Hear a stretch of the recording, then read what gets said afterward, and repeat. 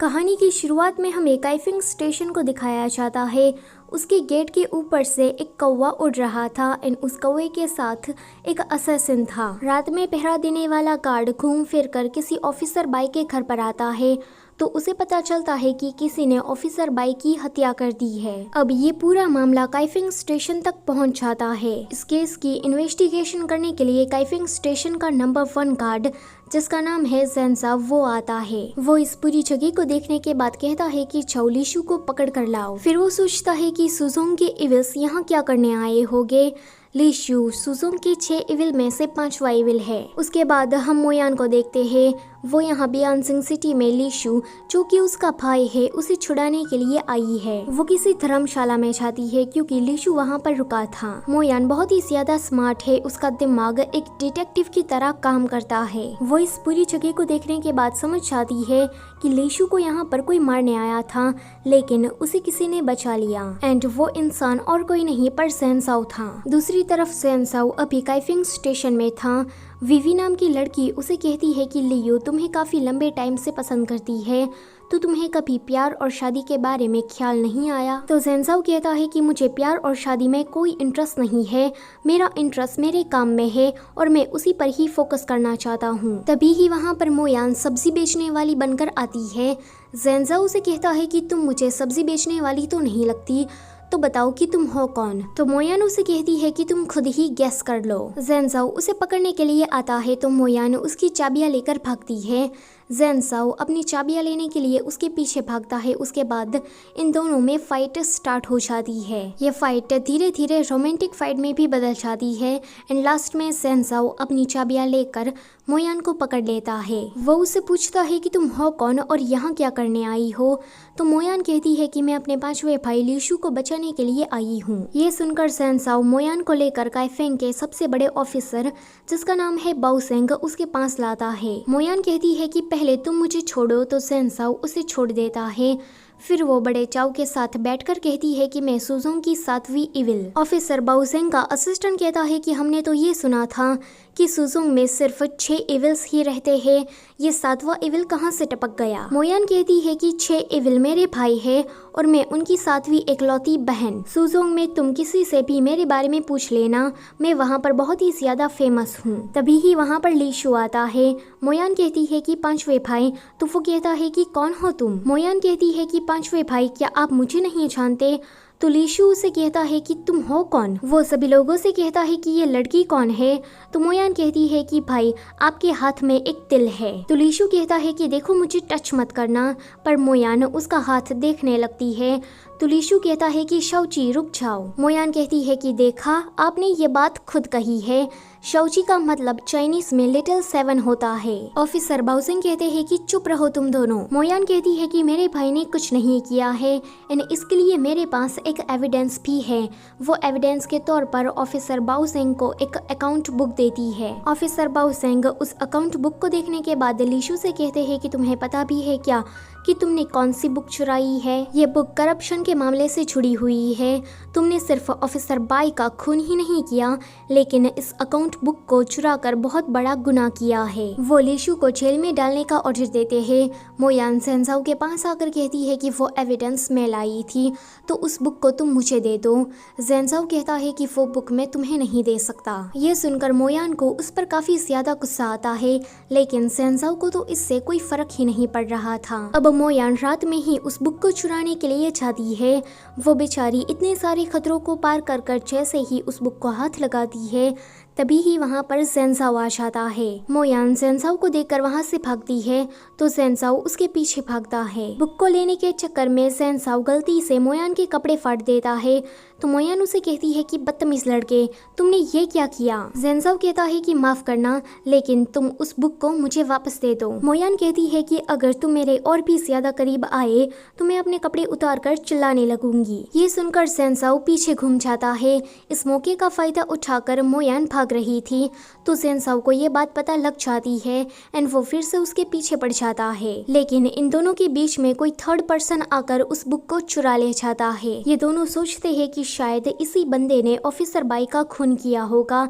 And इतना सोचकर वो उसके पीछे भागते हैं। वो थर्ड पर्सन मोयान की तरफ कुछ जहरीली सुई को फेंकता है, जिसके कारण मोयान नीचे गिरने वाली थी, लेकिन ज़ेनज़ाओ आकर उसे बचा लेता है। अगले सीन में वीवी मोयान का इलाज करती है। ज़ेनज़ाओ ऑफिसर बाओसेंग से कहता है कि जैसे ही रियल कल्प्रिट को ये पता लगेगा कि वो फेक बुक थी, तो वो जरूर रियल बुक के पीछे पड़ेगा। मोयान कहती है कि इसका मतलब ये है कि वो अकाउंट बुक फेक थी और तुम लोगों ने लीशु को इसलिए अरेस्ट किया ताकि तुम लोग रियल कल्प्रिट को पकड़ सको। तुम लोग क्या मेरे भाई को एक चारे की तरह इस्तेमाल कर रहे हो?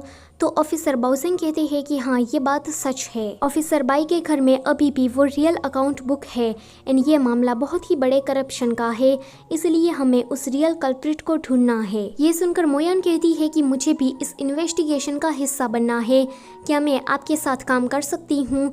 तभी ही कोई गार्ड आकर कहता है कि लीशु ने कन्फेस कर दिया है। ये सुनकर मोयान लीशु के पास जाती है एंड उसे कहती है कि तुमने किसी को भी नहीं मारा है, तो फिर ये तुमने झूठा कन्फेशन क्यों दिया?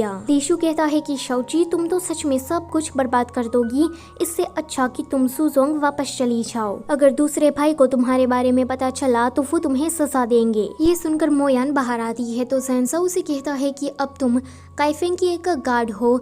ये सुनकर मोयान बहुत ही ज्यादा खुश हो जाती है तो ज़ेनज़ाओ कहता है कि इतना ज्यादा खुश होने की कोई ज़रूरत नहीं है, तुम सिर्फ यहाँ पर 1 महीने के लिए हो। अगर 1 महीने के अंदर तुमने कुछ नहीं किया तो अगले महीने अपना बोरिया बिस्तर लेकर वापस सुजोंग चली जाना। अगले दिन मोयान को यूनिफॉर्म और एक रूम मिल जाता है। जब वो खाने के लिए जाती है तो वो देखती है कि यहाँ पर तो सारे लड़के ही है। उसे समझ में नहीं आ रहा था कि वो किसके साथ बैठे, तो वो अकेले ही साइड में बैठकर खाने लगती है।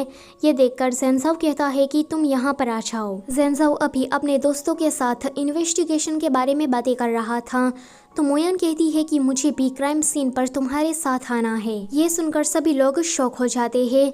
ज़ेनज़ाओ कहता है कि तुम वहाँ नहीं आ सकती, तुम्हें पहले मैनुअल को याद करना होगा। मोयान कहती है कि उसको याद करने के बाद मैं वहाँ आ सकती हूँ ना?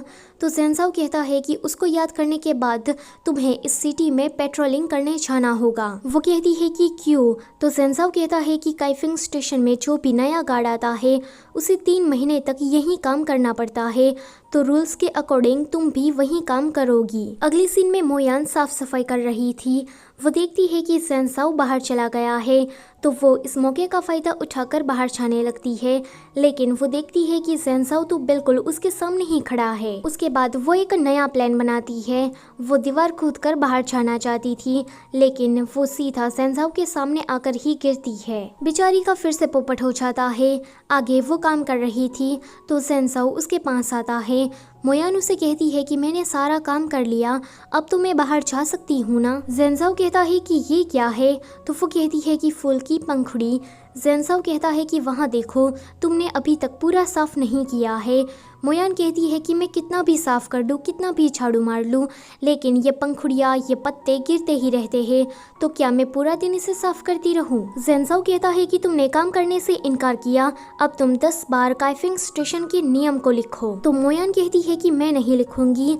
ज़ेनज़ाओ उसे अपने साथ लेकर जाता है एंड कहता है कि चुपचाप यहाँ पर बैठकर नियम लिखो, लेकिन मोयान तो फिर भी मना करती है। तो ज़ेनज़ाओ कहता है कि अगर तुमने 10 बार नियम नहीं लिखे तो तुम्हारा खाना पीना और बाहर निकलना सब बंद हो जाएगा। ये सुनकर मोयान चुपचाप नियम लिखने लगती है। अगले सीन में प्रिंस निंगसिंग का बॉडीगार्ड, जिसका नाम है वुजी, वो ऑफिसर बाओसेंग से मिलने के लिए आता है। वुजी कहता है कि अगर लीशु ने गुनाह कबूल कर लिया है तो तुम लोग उसे सजा क्यों नहीं दे देते? ऑफिसर बाओसेंग कहते हैं कि मैं लीशु को इस तरह से सजा नहीं दे सकता। वुजी कहता है कि यह मामला बहुत बड़े करप्शन का है, तो आप इस मामले को मुझे हैंडल करने दीजिए। मोयान आकर कहती है कि हाँ ऑफिसर बाओसेंग, इस मामले को इसे हैंडल करने दीजिए। ज़ेनज़ाओ कहता है कि तुम यहाँ क्या कर रही हो? मोयान वुजी से पूछती है कि क्या ये ऑर्डर एम्परर ने दिया है?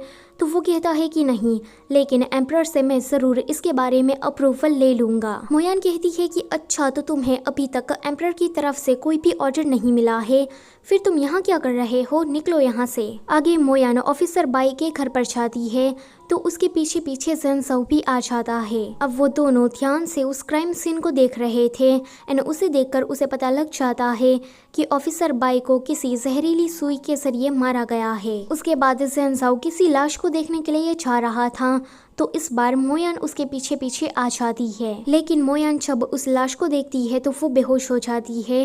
वो नींद में बड़बड़ा रही थी कि मुझे छोड़कर मत जाओ। थोड़ी देर के बाद जब उसकी आंखें खुलती है तो वीवी उसके साथ थी। वीवी उसे कहती है कि तो तुम्हें लाश को देखकर डर लगता है, क्या तुम अब ठीक हो? तो वो कहती है कि हाँ, अब मैं बिल्कुल ठीक हूँ। आगे मोयान को जब पता लगता है कि इस करप्शन वाले मामले के पीछे किसी इंपीरियल फैमिली वालों का हाथ है तो वो रात में ही लीशु को छुड़ाने के लिए जाती है। लीशु उसे कहता है कि अगर तुमने ताला खोल भी दिया फिर भी मैं बाहर नहीं आने वाला। क्या मैंने तुमसे ये नहीं कहा था कि तुम सुजोंग वापस चली जाओ? अगर दूसरे भाई यहाँ आए ना तो वो तुम्हारे साथ मुझे भी नहीं छोड़ेंगे। मोयान उसे कहती है कि तुम किसे बचाना चाहते हो? तभी ही वहाँ पर वूजी आ जाता है। वो कहता है कि छोटी लड़की, तुम मेरी इन्वेस्टिगेशन में बाधा डाल रही हो। वूजी उसे मारने के लिए जा रहा था लेकिन बीच में ज़ेन्ज़ाओ आकर मोयान को बचा लेता है। सभी लोगों के जाने के बाद लीशु का कौवा आकर उसे कुछ मैसेज देता है। बाहर ज़ेन्ज़ाओ मोयान से कहता है कि मैं तुम्हें यहाँ से फायर करता हूँ। तो मोयान कहती है कि ऐसा मत करो, मैं मानती हूँ कि मैंने गलत किया, लेकिन तुम उस कौवे को देख रहे हो ना, मेरा भाई लीशु जरूर किसी को बचाना चाहता है, प्लीज मुझे इन्वेस्टिगेशन करने दो। वो रोने लगती है तो ज़ेन्ज़ाओ कहता है कि ठीक है, मैं तुम्हें दूसरा चांस देने के लिए रेडी हूँ, लेकिन एक कंडीशन पर। तो वो कहती है कि बताओ कंडीशन। ज़ेन्ज़ाओ कहता है कि तुम्हें मेरी सारी बातें माननी पड़ेगी।